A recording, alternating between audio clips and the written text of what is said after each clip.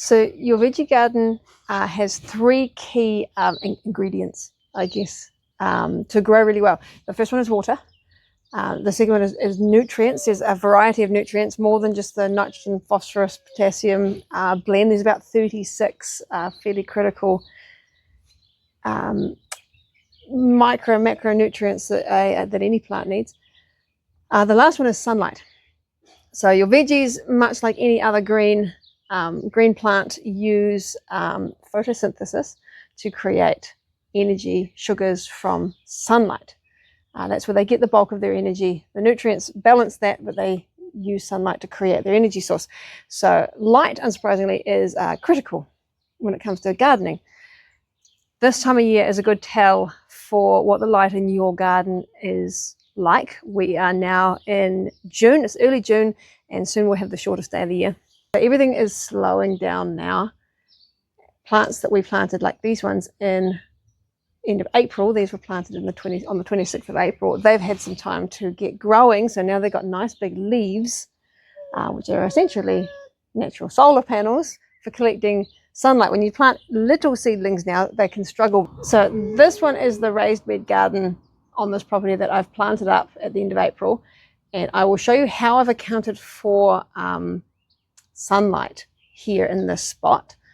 So we've got two beds planted, one here at the front, narrow one planted up, and this square one here and behind. These are the only two I've been able to fill so far. So the plants we've got pak choy, which is done really well, spread throughout, celery there, beetroot, and then a series of lettuces that have come away really nicely from our bargain bin, a few herbs. Over this side the same, bok choy lettuce. These ones are broccoli. There's a cabbage, another broccoli there. You can see they're starting to get quite big. These ones at the back also silver beet, more lettuce. There's a sage there that will get large when it gets going.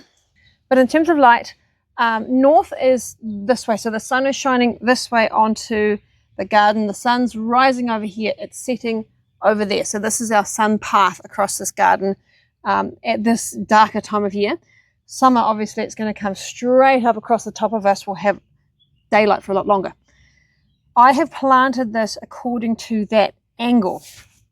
This is silver beet. It will get tall. These are broccoli. They're going to get big. This is celery. This will also get big.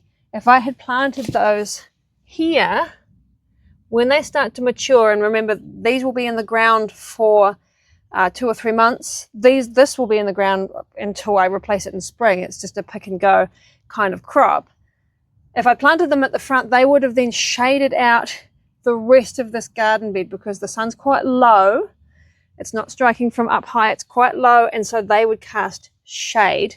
And then my beetroot, my lettuces, the pak choy as well would start to struggle. So what I've done instead is I've put those low growing ones in the front here.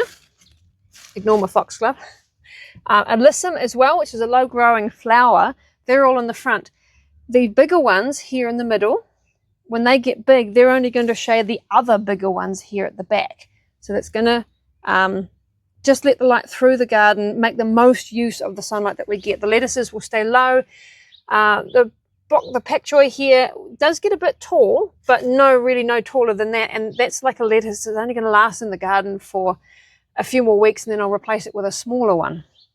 So when you're planting, if you can, think about where your tall crops are and plant them so that they're not shading your small ones. Then you get to mix your garden in like this and have your tall ones, your small ones all together. But lettuce in summer, it doesn't handle the heat. It bolts. If you've got lettuce that's bolting in your garden over the warm months, it's because it's getting too hot and too much sun on it. It actually likes being in the shade. So you can use that knowledge to plant your garden accordingly. Give your lettuces some shade. Over here, I've actually got two that are underneath the leaves of this foxglove, and they're handling just fine. I've actually picked some from that one. They don't mind being in the shade a little bit.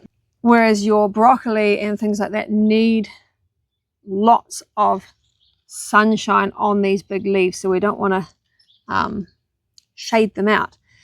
But this lets you plant several different crops all in the same space, like our spring onions, for example, that's all mixed through the middle here, without cutting out sunlight to all of them. So all I've thought about is I've looked at where the sun has risen in the morning, the track it takes across the sky, and then just kind of thought about, well, where's the shade going, and planted the tall stuff at the back and the short stuff at the front.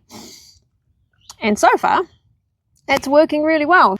If you're picking a garden location, thinking about daylight is kind of critical, really. If you don't have the light, you're not going to get the growth. It doesn't matter how good your soil is, you need the light.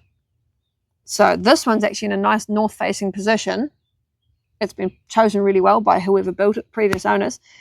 I'm trying to do my best to work out where the lighting is in our other location where I'm going to build the big garden, making sure I've got the daylight to support the garden that I want to build. If you've got that option, definitely go for the daylight. Even if it's a little bit further away, you'll get good rewards from doing that. But it's a nice simple way to layer up your garden and get lots in each given space and make sure everything gets a share of that sunlight resource.